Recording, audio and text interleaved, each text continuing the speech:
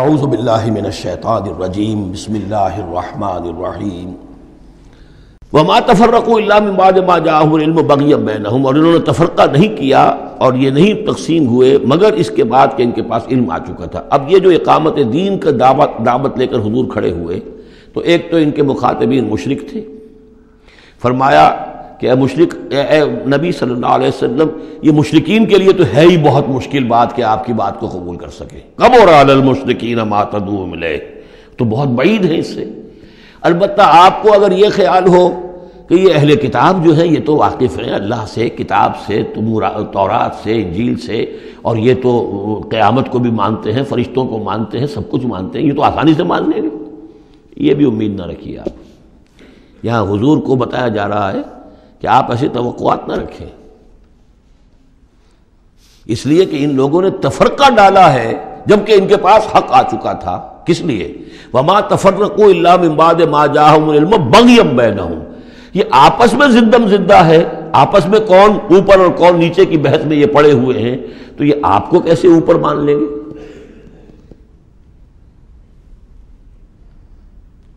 آپ کا قبلہ کیسے مان لیں گے؟ یہ ایک دوسرے کا قبلہ نہیں مانتے، یروشلم دونوں کا قبلہ ہے لیکن ایک نے شرقی کر لیا ایک نے غربی کر لیا۔ جب اہل کتاب جو ہے آپس میں جھگڑ رہے ہیں، لڑ رہے ہیں، وَهُمْ يَتْلُونَ الْكِتَابَ، اور جبکہ وہ پڑھ رہے ہیں ایک ہی کتاب۔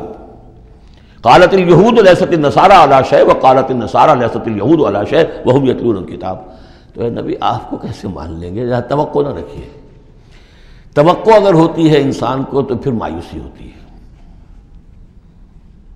Be prepared for the worst, پھر جو اللہ کی طرف سے آ گیا اس کے اوپر شکر ادا کیجیے، امید نہ رکھیے۔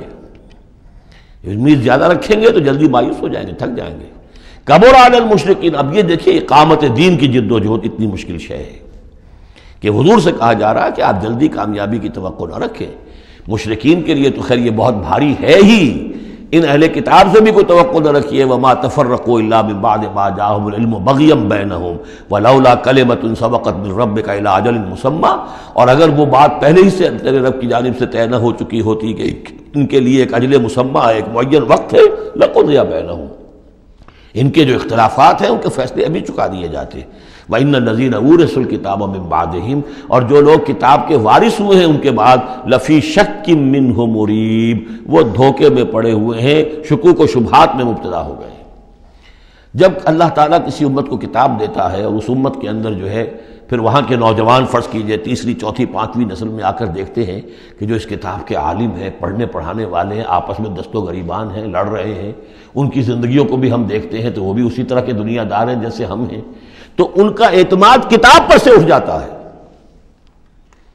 کہ ہم نے تو یہ کتاب پڑھی نہیں، انہوں نے تو پڑھی ہوئی ہے، یہ تو اس کتاب کو پیے ہوئے ہیں، اور پھر ان کا کردار یہ ہے۔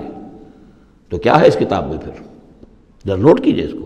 وَإِنَّ الَّذِينَ أُورِثُوا الْكِتَابَ مِن بَعْدِهِمْ لَفِي شَكٍّ مِّنْهُ مُرِيبٍ، ان کے اندر شکوک و شبہات، ریب پیدا ہو جاتے۔ فَلِذَلِكَ فَادْعُ، فَلِذَلِكَ فَادْعُ، تو اے نبی آپ اسی کی دعوت دیتے رہیے، دیتے رہیے۔ ذالکہ کا اشارہ کدھر ہوگا؟ ان اقیم الدین، اقامت دین کی دعوت دیتے رہیے، دیتے رہیے۔ وَاسْتَقِمْ كَمَا أُمِرْتَ، آپ کو اقامت دین کا حکم دیا گیا ہے، دین کو غالب کرنے کی جد و جہد کے لیے آپ کو بھیجا گیا ہے، آپ اسی پر جمے رہیے۔ Never settle for anything less, یہ تو چاہیں گے کمپرومائز کرنا، وَدُّوا لَوْ تُدْهِنُوا فَيُدْهِنُونَ، یہ کافر تو چاہیں گے کہ آپ ذرا نرم پڑے تو وہ بھی نرم پڑ جائیں، لیکن آپ نہیں، آپ کھڑے رہے۔ الحق من ربکم، سورہ کہف میں ہم پڑھ چکے ہیں، الحق من ربکم فمن شاء فلیؤمن ومن شاء فلیکفر، یہ حق ہے تمہارے رب کی طرف سے، جو چاہے پورے پر ایمان لائے، جو چاہے چھوڑ دے، دفع ہو جائے۔ اللہ کو تمہاری ضرورت نہیں ہے، تمہیں اللہ کی ضرورت ہے۔ فَلِذَلِكَ فَادْعُ وَاسْتَقِمْ كَمَا أُمِرْتَ وَلَا تَتَّبِعْ أَهْوَاءَهُمْ، ان کی خواہشات کی پیروی نہ کیجیے۔ یہی بات تو ہے جو پھر آگے سورہ بقرہ میں آئی۔ آگے اس لیے کہہ رہا ہوں کہ نازل تو بعد میں ہوگی نا، ابھی 5-6 سال کے بعد نازل ہوگی سورہ بقرہ۔ لن ترضى عنك اليهود ولا النصارى حتى تتبع ملتهم، اے نبی یہودی اور نصرانی آپ سے راضی نہیں ہوں گے جب تک کہ آپ ان کی پیروی نہ کریں۔ وہ تو کہیں گے ہمارے پیچھے چلو، ہماری گدیاں ہیں، ہماری خانقاہیں چلی آ رہی ہیں، ہمارے مدرسے ہیں، ہمارے یہاں پہ یہ جو ہے مسندیں ہیں ہمارے پیچھے چلو، ہم تمہارے پیچھے کیوں چلیں؟ بڑی اہم ہے یہ 3 آیتیں، بڑی اہم ہے، بڑی اہم ہے۔ شرع لکم من الدین سے شروع ہو کر اور یہ 15ویں آیت، ان فلذلک فادع واستقم کما امرت ولا تتبع اهواءهم وقل آمنت بما انزل اللہ من کتاب، اور کہہ دیجئے کہ میرا ایمان تو ہے اس کتاب پر جو اللہ نے نازل کی ہے۔ یہ گویا کہ خلاصہ آ گیا یہ سورہ حامیم سجدہ کا، وہ کتاب 6 دفعہ جو کتاب کا ذکر اس میں آیا ہے، اس کی دعوت ہے تو اس کتاب کے ذریعے سے، استقامت ہے تو اس کتاب کو پڑھنے سے استقامت ہوگی۔ اتل ما اوحی الیک من کتاب ربک واقم الصلاۃ ان الصلاۃ تنہی عن الفحشاء والمنکر وَأُمِرْتُ لِأَعْدِلَ بَيْنَكُمْ، اور کہہ دیجئے مجھے حکم ہوا ہے تمہارے مابین عدل قائم کروں۔ تم مجھے کوئی واعظ نہ سمجھو، واعظ گو، واعظ قصہ گو، واعظ کہنے کے لیے آئے، اچھی باتیں کہیں، لوگ بھی گردن جھکا کے سن لیتے ہیں، یہ بھی واعظ کہہ کے چلے جائیں گے، کچھ خدمت کر دیں گے ان کی، اللہ خیر صلی اللہ، ایک محفل ہم نے منعقد کر لی، ثواب ہو گیا۔ حضور نے فرمایا مجھے حکم ہوا ہے عدل قائم کروں، جیسے کہ حضرت ابو بکر نے کہا تھا، لوگوں جب بیعت خلافت ہوئی ہے تم میں سے ہر کمزور میرے نزدیک قوی ہوگا جب تک کہ اسے اس کا حق دلوا نہ دوں، اور ہر قوی ضعیف ہوگا جب تک کہ اسے حق وصول نہ کروں۔ عدل کو قائم کرنے کے لیے مجھے بھیجا ہے۔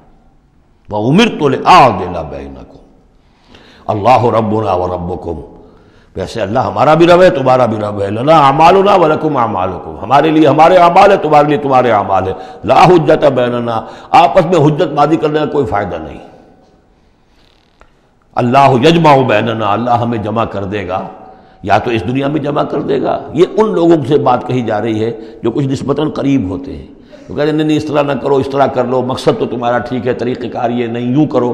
کہیے بھائی دیکھیے ہمارے سامنے جو طریقہ کار ہے ہم اس پر کام کر رہے ہیں، ہمیں وہی صحیح معلوم ہو رہا ہے، آپ کو کوئی اور اچھا لگتا ہے آپ اس پر کام کیجیے، اس میں حجت بازی کیا ضرورت ہے؟ آپ بھی مخلص ہیں ہم بھی مخلص ہیں، مقصد ہمارا ایک ہے، آج نہیں تو کل جمع ہو جائیں گے، یا آپ پر واضح ہو جائے گا کہ ہمارا طریقہ کار غلط تھا، یا ہم پر واضح ہو جائے گا کہ ہم نے جسے صحیح سمجھا تھا وہ غلط تھا، جڑ جائیں گے۔ جب تک آپ سمجھ رہے ہیں کہ آپ کا طریقہ کار صحیح ہے، ہم سمجھتے ہیں کہ ہمارا طریقہ کار صحیح ہے، آپ اس پر عمل کیجیے، ہم اس پر عمل کریں گے۔ اللہ ربنا وربکم لنا اعمالنا ولکم اعمالکم لا حجت بیننا وبینکم اللہ یجمع بیننا، اللہ ہمیں جمع کر دے گا، آج نہیں تو کل، کل نہیں تو پرسوں۔ جیسے منی سے چلتے ہیں قافلے، لاکھوں قافلے ہوتے ہیں جو چلتے ہیں، اور وہ 8 9 10 سڑکیں ہیں، سڑکیں کیا ہیں، وہ سب کے سب فٹ بال کے گراؤنڈز ہیں، چل رہے ہیں قافلے، لیکن سب سڑکیں جو ہیں وہ کنورج کر رہی ہیں عرفات پر۔ جیسے جیسے قافلے بڑھ رہے ہیں وہ سڑکوں کے مابین فاصلے کم ہو رہے ہیں۔ تو اگر تو ہماری منزل واقعی اقامت دین ہے تو چاہے ہم اس سڑک سے آ رہے ہیں چاہے اس سڑک سے آ رہے ہیں، آگے پہنچ جائیں گے۔ اللہ یجمع بیننا، میدان عرفات میں تو ہم جمع ہو جائیں گے نا۔ اور بالفرض اگر دنیا میں ہم جمع نہ ہوئے، الیہ المصیر، ایک دن تو آنا ہے نا قیامت کا، جب اللہ کی طرف اللہ کی عدالت میں کھڑے ہوں گے، وہاں تو ایک جگہ ہوں گے کہ نہیں؟ وہاں دودھ کا دودھ پانی کا پانی علیحدہ ہو جائے گا۔ والذین یحاجون فی اللہ من بعد ما استجیب لہ حجتہم داحضۃ عند ربہم، اور وہ لوگ جو اللہ کے بارے میں حجت بازی ہی میں لگے رہے اس کے بعد بھی کہ بہت سے لوگوں نے اس کی دعوت پر لبیک کہہ دی ہے، یعنی السابقون الاولون میدان میں آ گئے ہیں، اور اب تو انتظار ہے کہ والذین تبعوہم بإحسان، اب لوگ آئیں، جوق در جوق آئیں، فوج در فوج آئیں، لیکن جو لوگ اب بھی کھڑے ہوئے حجت بازی کر رہے ہیں، حجتہم داحضۃ عند ربہم، ان کی حجت بازی ان کے رب کے نزدیک بالکل پسپا ہے، پادر ہوا ہے، اس کی کوئی حیثیت ہی نہیں۔ وعلیہم غضب، اور ان پر اللہ کا غضب ہے، ولہم عذاب شدید، اور ان کے لیے سخت عذاب ہے۔ صدق اللہ العظیم۔